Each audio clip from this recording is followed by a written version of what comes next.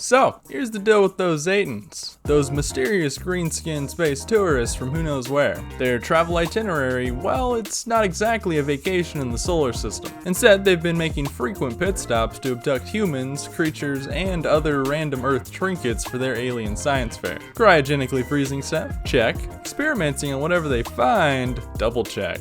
Now, these guys have been cruising around for a millennia, snatching folks and Earth tech like it's some intergalactic yard sale. We're talking way back to the Japanese Edo period when samurais were still slicing things up. Fast forward to the 1960s and they really made a splash by kidnapping Colonel Hartigan and the Clarabella 7 capsule. Because what's a road trip without a few souvenirs, right? This was the era when the Zetans finally hit the modern conspiracy scene, sparking the formation of groups like Quervirium.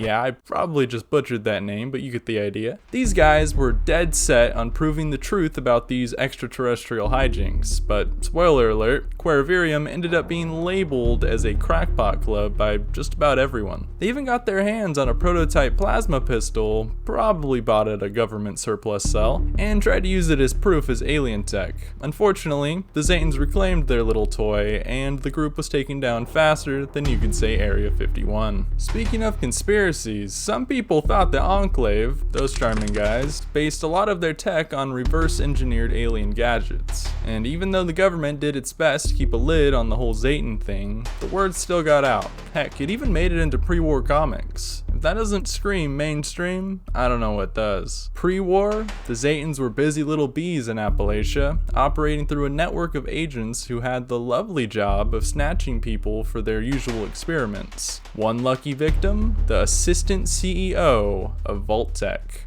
Yeah, even the big shots weren't safe. The locals, bless their hearts, spotted these agents lurking around and dubbed them the Flatwoods Monsters. Sadly, local law enforcement was more interested in donuts than UFOs though. Meanwhile, across the pre-war US, the Zetans kept up their abduction spree. In 2041, they decided an archaeology professor from Oregon would make a nice specimen. They even nabbed some US soldiers during the reclamation of Anchorage. Seriously, these guys were thorough. After the nukes fell and turned the world into a post-apocalyptic wonderland, the Zetans didn't slow down. They kept on with their abductions, and this time targeting the irradiated freaks and factions roaming the capital wasteland. Super mutants? Check. Feral ghouls? Check.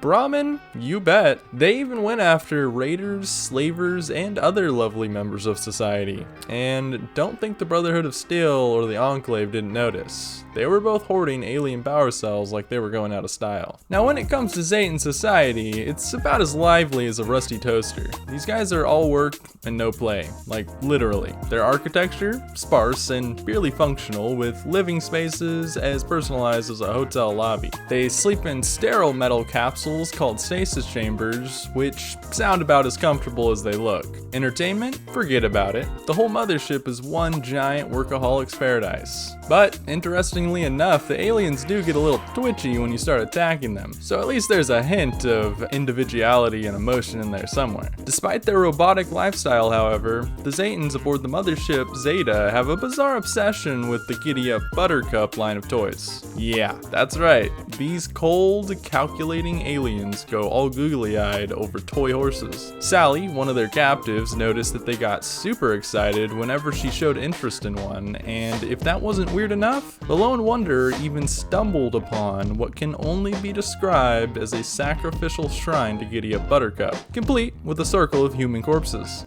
You know, it really makes you wonder what the Zetans' childhoods were like. Now, good luck trying to have a chat with these guys. The Zetans' language is basically a series of high-pitched screeches and wails, kind of like a broken car alarm. Verbal communication with them is impossible, and honestly, it seems like they're not interested in making small talk anyway. It seems the crew of Zeta is more into recording one single soundbite from their captives before moving on to freezing, harvesting, or releasing them. Efficient, but not exactly friendly. Now, when it comes to military might, the Zetans aren't exactly packing muscles. They're frail little things, which is why they rely on a bunch of drones, automated turrets, and guardian robots to do the heavy lifting. But don't be fooled, some Zetans are combat-ready soldiers, decked out with personal force fields, atomizers, disintegrators, and even shock batons for a little up-close and personal action. All their gear is energy-based, of course, because why use bullets when you can vaporize your enemies? Their military tech is top-notch though. They've got healing gels, advanced healing archways, teleportation matrices, and even a self-repairing adhesive called alien epoxy. And if that wasn't enough, they're also into some Frankenstein-level stuff, genetically engineering Zetan human hybrids. Yikes. The real heavy hitters, though, are the death rays, mounted to the motherships, which pack a punch comparable to nuclear weapons. These ships are spaceflight capable, have energy shielding, and come with a fleet of Zetan-piloted recon crafts. The Zetans also have a color-coded system of jumpsuits that seem to indicate rank, with everyone answering to the big boss, the mothership captain. They've even got civilian workers doing all the grunt work like maintenance and research. Makes you wonder if they're getting paid for this. The Zetans' infantry tactics are just as sophisticated as you'd expect. Lots of automated defenses, swarm tactics, and advanced weaponry. And thanks to their teleportation matrices, they can pop up wherever they want on the mothership, making them a real pain to deal with in a fight. Their teleportation matrix allows them to move between areas of the ship and even zap down to the planet's surface. It's similar to the tech used by the Institute and the think tank, but with that little extra alien flair. But teleportation is just one of their nifty tricks. When they're not busy warping around the ship, they're often found perfecting cryoscience. The Zetans have a cryolab aboard Zeta where they store their abductees in cryostasis, keeping them fresh for centuries. But watch out, thawing doesn't always go so smoothly as poor Colonel Hartigan found out when he became a permanent popsicle. So there you have it.